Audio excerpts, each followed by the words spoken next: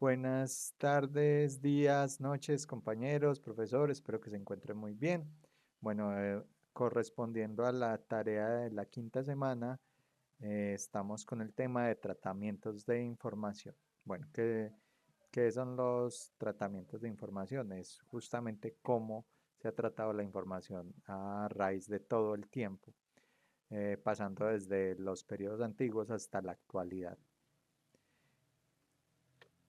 Empezando primero con el tratamiento manual. ¿Qué es el tratamiento manual?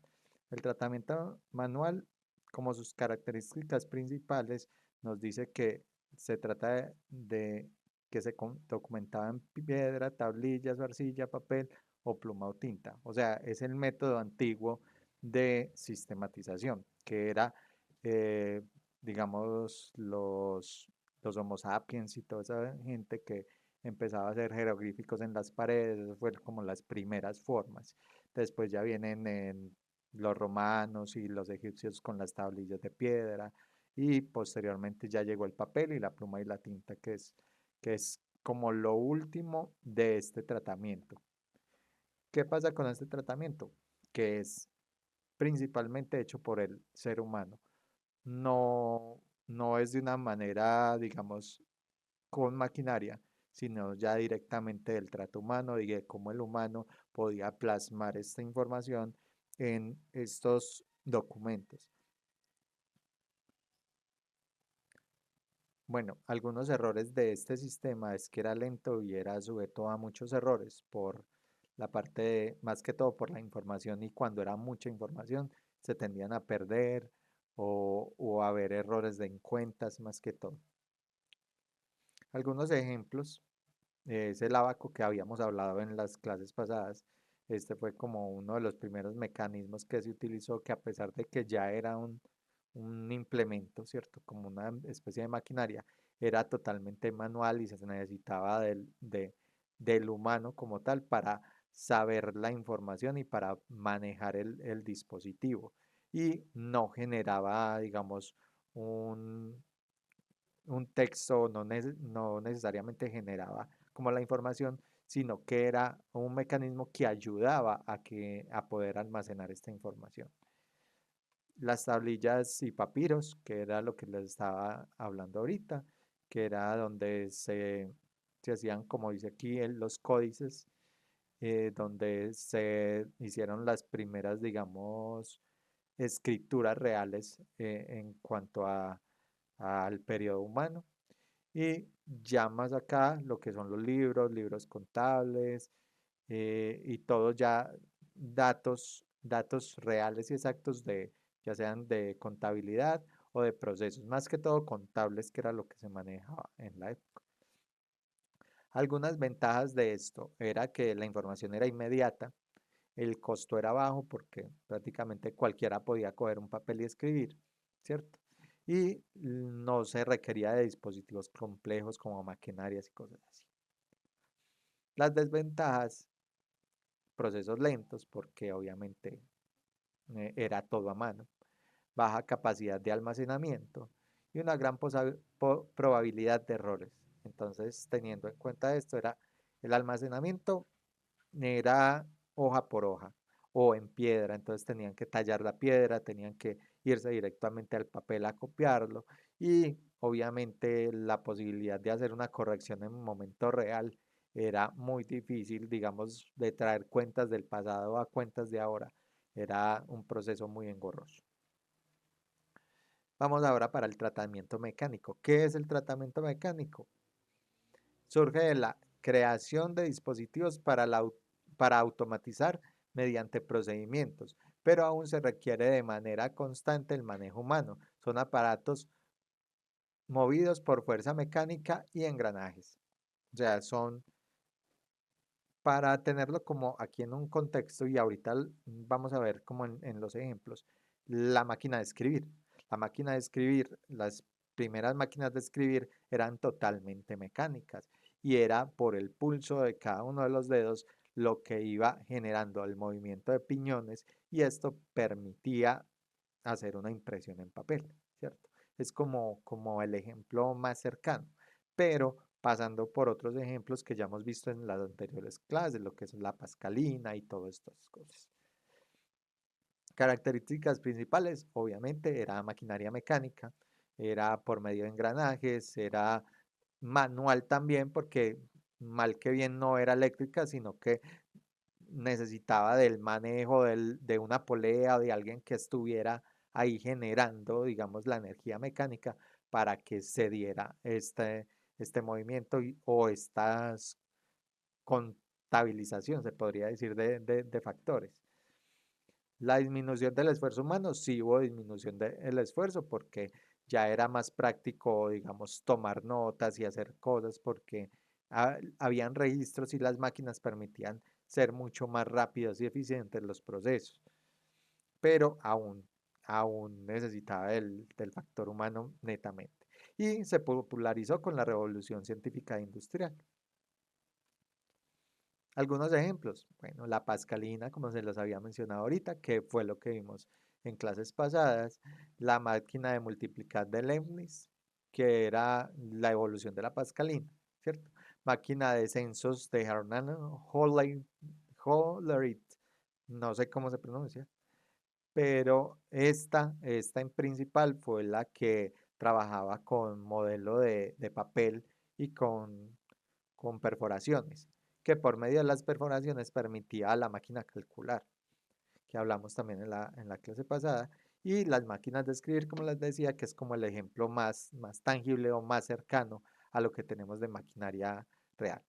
También hubieron muchos otros inventos como los autómatas y todo eso, pero ya eso fue como para otro tipo de productos, pero era también maquinarias mecánicas.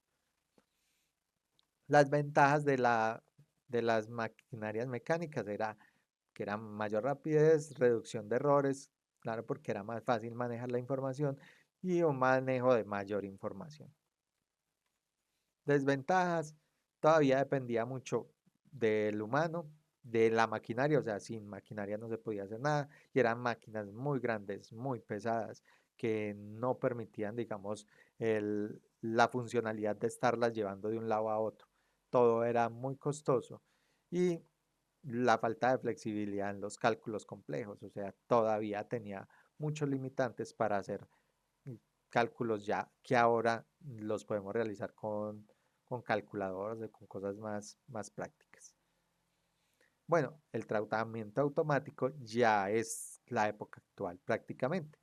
Obviamente viene desde las primeras guerras, como decíamos en la clase pasada, es donde se crearon los primeros tratamientos de cómputo que se representa ya la era de moderna, la informática, trayendo dispositivos manejados casi sin intervención humana, casi, porque hasta la fecha todavía hasta la CIA necesitan intervención humana. Características principales. Primero, la primera generación de computadores que va desde el 1940 al 1950, que tenemos la máquina, digamos, la más representativa, la ENIAC, que fue lo que vimos en la clase pasada, que eran ya máquinas que usaban tubos, ¿sí? Dispositivos de tubos para poder generar, entonces eran máquinas súper gigantes. Ahora, la segunda y tercera generación que ya la vimos en la clase pasada, pero como haciendo ese refuerzo, es la generación donde ya se transforma en transistores, ¿cierto? Que eso permitió el desarrollo masivo de maquinaria, de reducción de tamaños y de ya la implementación de los primeros computadoras, ya no solamente para la parte gubernamental, sino para empresas. Y se empezaron ya a desarrollar dispositivos más pequeños, que esto nos llevó a la cuarta generación, que ya es la creación de los computadores como los conocemos ahora, empezando pues con la reducción y ya computador por casa a casa, ¿sí? Y nos permitió, digamos, que estos sistemas operativos existieran como los conocemos ahora. Gracias a eso tenemos los dispositivos eh, de cómputo, digamos, mm, como los computadores portátiles, computadores de oficina.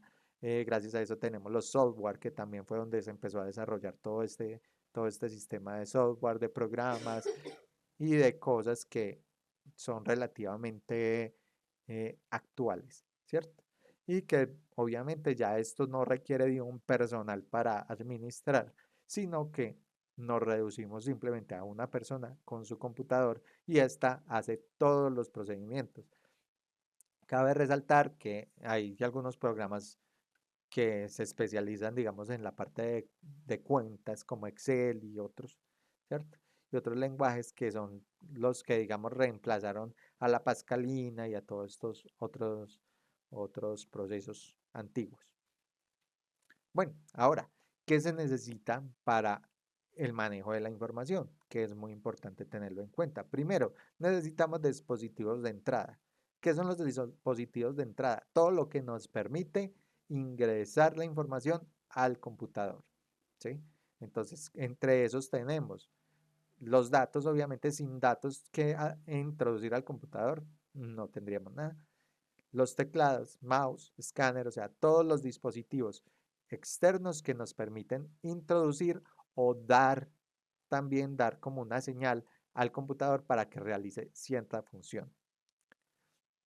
Luego aparecen los dispositivos de almacenamiento, que ya es como la parte, tanto el software como los dispositivos mecánicos de almacenamiento que tiene cada computador, que son tanto movibles como los disquetes, a los que nos tocó los disquetes, los CDs, y ya las memorias, discos duros y todos estos discos que ya ahora están saliendo en la actualidad. Son simplemente los dispositivos que nos permiten almacenar esa información que entra dentro del computador. Y el último, que serían los dispositivos de salida, que nos llevan ya a los productos que nos sale de esa información, como las impresoras que nos permiten en cada impresión revisar lo que nosotros introducimos al computador, los monitores porque son los que nos permiten ver la información de primera mano y también los parlantes, entre otros. Hay muchas clases de impresoras, monitores líquidos y un poco de cosas que ahora ya se manejan, pero creo que pues resalto como estos tres como los principales. Ya uno para impresión como tal, otro visual y otro audible. Bueno, muchachos, hasta aquí mi exposición del tratamiento de la información. Espero que les haya gustado y nos encontramos en el encuentro de la semana 6. Muchas gracias.